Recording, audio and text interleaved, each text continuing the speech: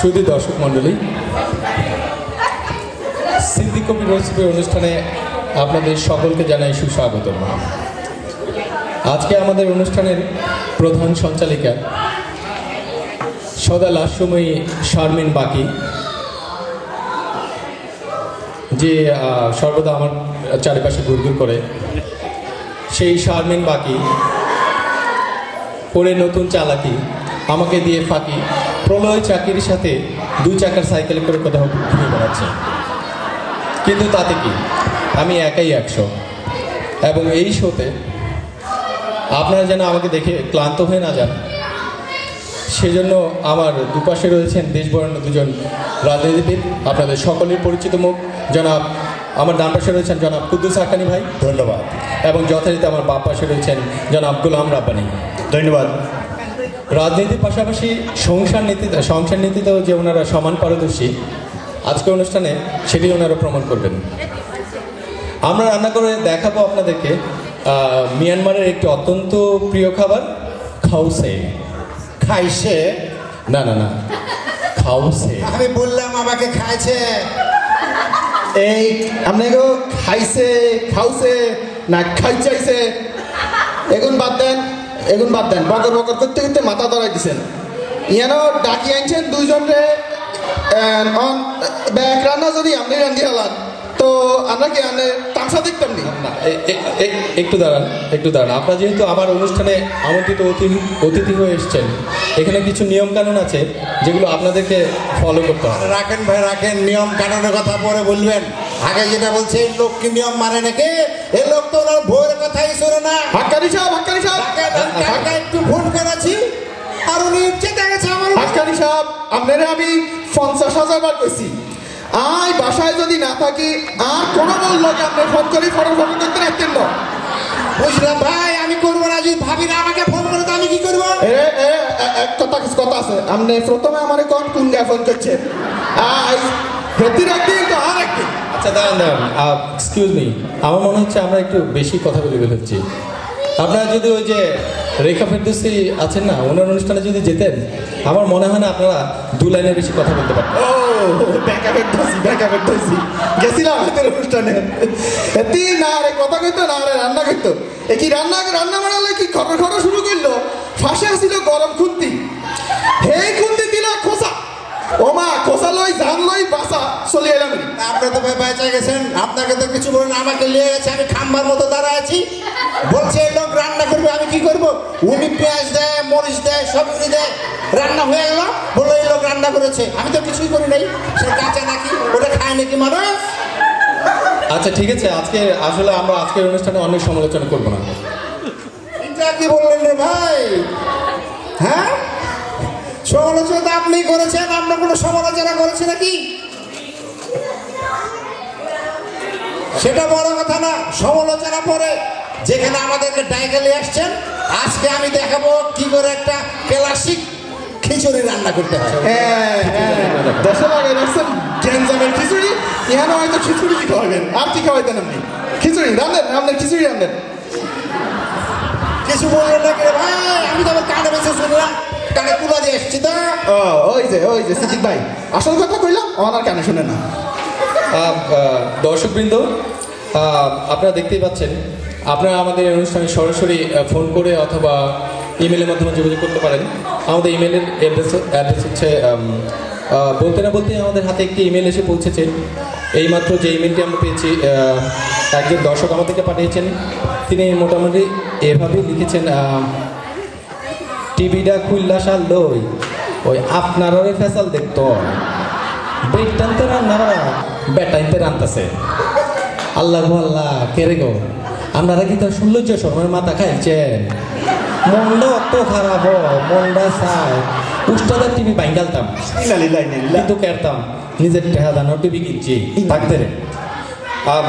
Anyway দর্শক, এটি ওনার একান্ত ব্যক্তিগত মতামত। যাই হোক, আমরা আবার খিচুড়ি রান্না ফিরে যাই। আচ্ছা আমি এখন বলবো যে খিচুড়ি রান্নাটা করতে হবে কি করে। খিচুড়ি রাঁধতে হলে প্রথমে যেটা লাগবে চাল লাগবে, ডাল লাগবে, পেঁয়াজ লাগবে, রসুনও লাগবে, কিন্তু আসল যে জিনিসটা লাগবে সেটা হচ্ছে কি এই পানি। রে পাইছি পাইছি পাইছি, হানির লাগি তো আমি অপেক্ষা করতে আসছিলাম। এই হানি তো 12টা বাজে রাখছেন দেশে।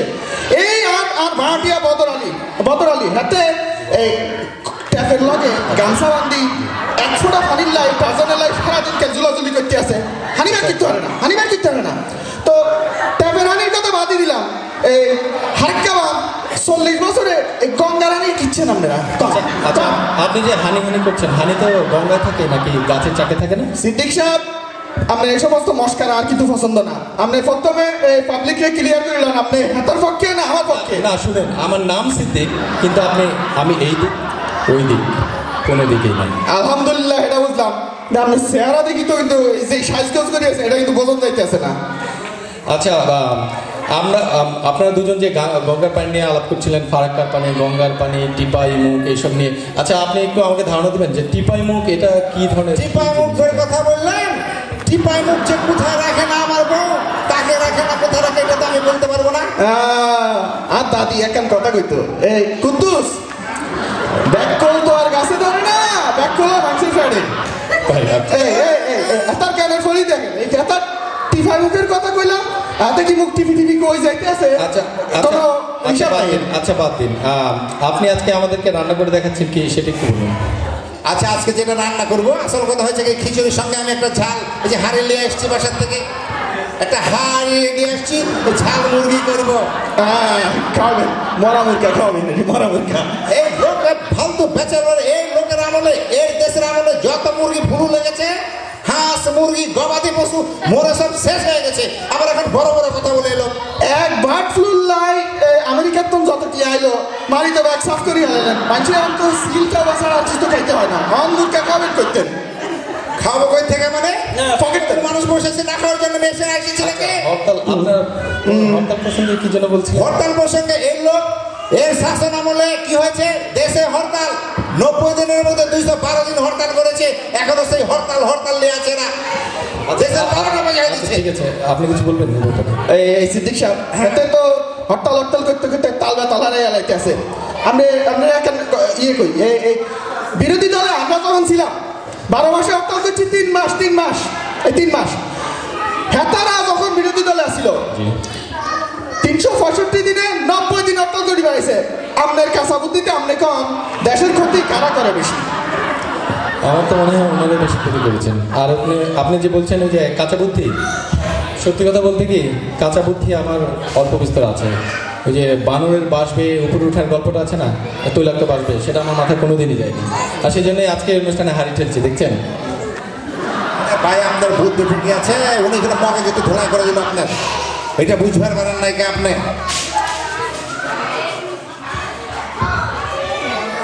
চলুন, আচ্ছা ঠিক আছে, চলুন আমরা মূল প্রসঙ্গে ফিরে আসছি।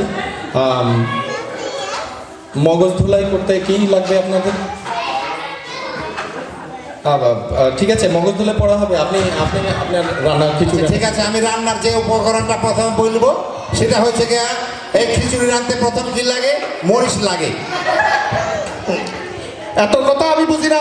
প্রথমে আপনি কইলেন হেতলেও না, আপনি হাতলেও না, দুইজনে ডাকলেন রান্না করতে দিবেন হাতারে, এটা হয়তো না।